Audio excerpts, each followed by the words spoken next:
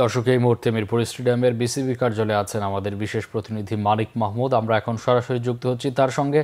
মানিক, BCB নির্বাচন থেকে তামিম ইকবাল সহ ১৫ জনের প্রার্থিতা প্রত্যাহার করে নেওয়ার বিষয়ে আমাদেরকে জানাবেন। আপনার কাছে কি খবর আছে সবশেষ? নির্বাচন একটা উৎসবমুখর পরিবেশে এবং লড়াগত নির্বাচন অনেক যারা ক্রিকেটার এবং সংগঠক তাদের মধ্যে একটা প্রতিদ্বন্দ্বিতাপূর্ণ নির্বাচন আভাস পাওয়া গিয়েছিল। বিশেষ করে প্রেসিডেন্ট পদে যে আমিরুল ইসলাম বুলবুল এবং তামিম ইকবাল, এই দুজনের মধ্যে যে একটা লড়াই হবে সেই বিষয়ে বেশ একটা প্রথম থেকেই একটা ভালোতম উত্তাপ ছিল। কিন্তু পরবর্তীতে যেটা আমরা দেখতে পারলাম যে আসলে যত দিন গড়ালো বিসিবির যে নির্বাচনের যে উত্তাপ সেটা কমে আসতে শুরু করলো। একটা সময় মানে যে যারা এখানে বিসিবির যে কাউন্সিলর হয়েছেন সেইখানেও আমরা দেখেছি যে আদালত পর্যন্ত গড়িয়েছে এই ব্যাপারগুলো।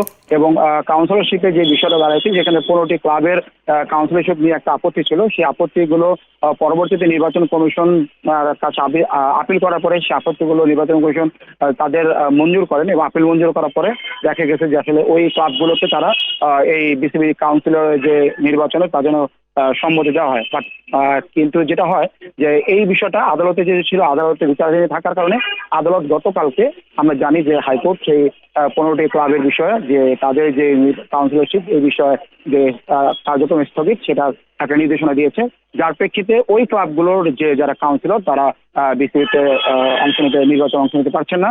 এবং তামিমের বিষয় যেটা হচ্ছে, তামিমের ওই যে 15টি ক্লাব সেই 15টি ক্লাবের মধ্যে কিন্তু তামিমের ভোট সংখ্যা ছিল এবং তামিম যদিও ওল্ড ক্লাবের প্রতিনিধি বা কাউন্সিল হিসেবে বিসিবিতে মনোনয়ন নিয়েছিলেন এবং পরিচালক পদে নির্বাচন করতে চাচ্ছিলেন, কিন্তু যখন গতকালকে এই বিষয়টা আসলো তখন আসলে দেখা গেলো যে এখানে আসলে তার তো ভোটের সংখ্যা কমে গেল এবং অন্য যে ক্লাবগুলো যারা আছে যারা এখানে বিসিবিতে নির্বাচন করছে তাদের মধ্যে একটা মানে ষড়যন্ত্র বা একজনের অভিযোগ আসলো যে না আসলে এই নির্বাচনটা ঠিক সুষ্ঠু হচ্ছে না।